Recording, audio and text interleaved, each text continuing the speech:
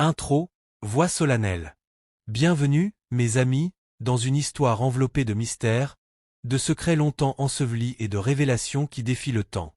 La princesse Diana, à jamais notre princesse des cœurs, ne nous a pas seulement laissé le souvenir de sa grâce et de sa beauté, mais aussi une énigme persistante. Et si je vous disais qu'après 27 ans, un événement inattendu s'est produit à son dernier lieu de repos? Une découverte bouleversante. Quelque chose qui pourrait remettre en cause tout ce que nous pensions savoir sur sa tombe. Pourquoi a-t-elle été ouverte? Que s'est-il réellement passé sous la surface paisible du lac d'Altorp? Certains avancent même qu'un message codé, enfoui avec elle, pourrait révéler un PAN entier de sa vie restée jusqu'ici dans l'ombre. Alors, restez bien avec nous, car ce que vous allez entendre va vous secouer. Mais avant de plonger dans cette histoire hors du commun, likez, abonnez-vous et cliquez sur la cloche pour ne manquer aucun rebondissement de cette enquête palpitante. Croyez-moi, vous ne voudrez pas rater ce qui vient. Acte le dernier adieu. Londres, 6 septembre 1997. Le jour s'est levé sous un ciel gris et un silence pesant. À 9h08, la cloche solennelle de Westminster Abbey résonne. Le monde entier retient son souffle. Ce n'est pas un enterrement comme les autres.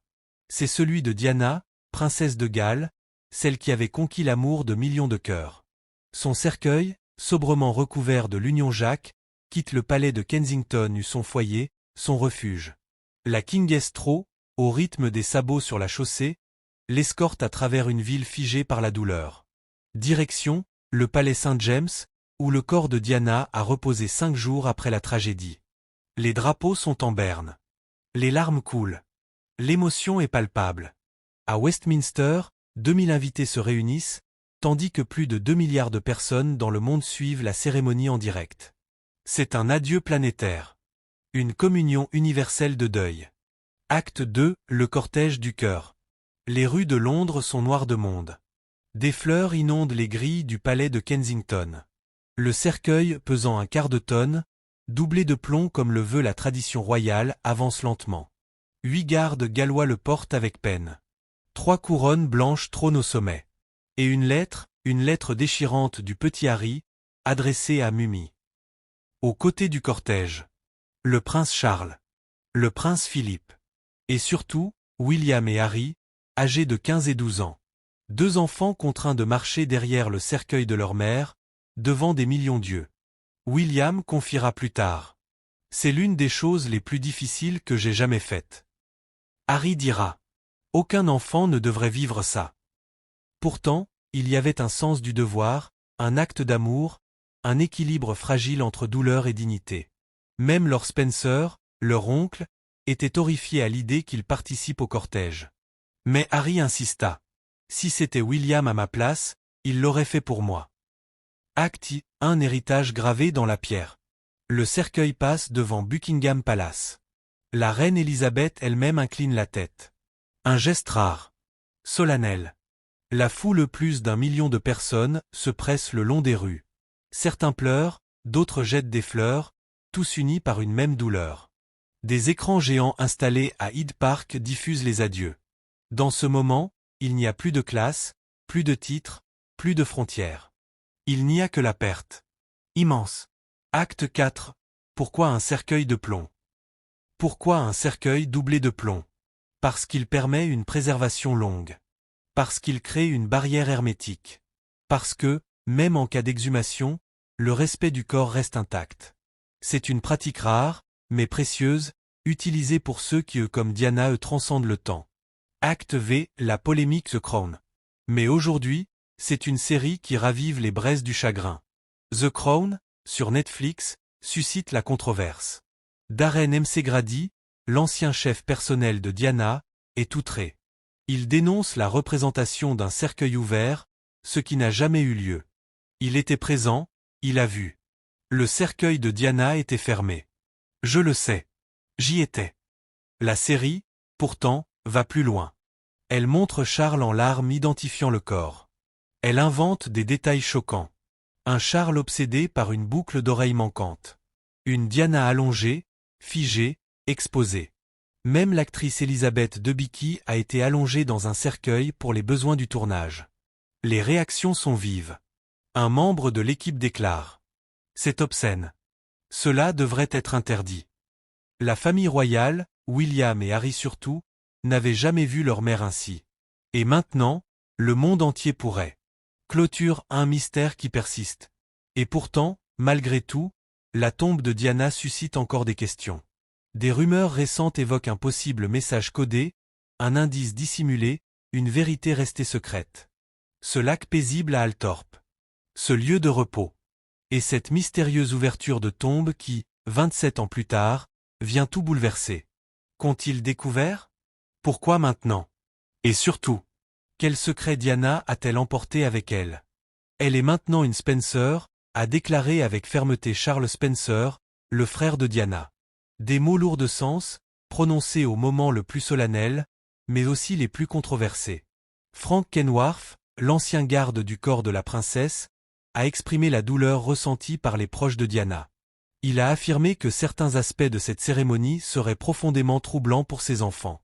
William trouvera ces scènes répugnantes, et Charles en sera horrifié, a-t-il confié.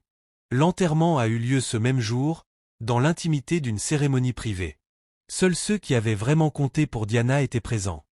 Son ex-mari, ses fils, sa mère, ses frères et sœurs, un ami fidèle, ainsi qu'un ecclésiastique. Ce fut un moment de recueillement silencieux, une parenthèse figée dans la douleur, alors que le monde pleurait la perte d'une femme qui avait conquis les cœurs de millions de personnes. Diana reposait dans une élégante robe noire en laine, signée Catherine Walker, sa créatrice fétiche. Une tenue sobre et raffinée qu'elle avait elle-même choisie quelques semaines auparavant. Elle portait des bas noirs, des chaussures assorties, chaque détail soigneusement sélectionné. Entre ses mains, un chapelet et un cadeau intime de Mère Teresa, décédée la même semaine que Diana. Ce chapelet n'était pas qu'un simple objet. Il incarnait le lien spirituel profond qui unissait les deux femmes, leur respect mutuel et leurs instants partagés. À côté du chapelet, une photo précieuse. Une image de ses fils, retrouvée dans son sac à main après le drame. Elle les emportait partout. Maintenant, elle la tenait contre elle, comme si c'était leur visage qu'elle avait contemplé une dernière fois. Son dernier lieu de repos se trouvait sur une île paisible, nichée au cœur du domaine ancestral des Spencer, à Althorpe Park. Les coordonnées exactes 52,283082 degrés nord, 1,00278 degrés ouest, marquent l'endroit où elle repose, entourée de l'histoire de sa famille.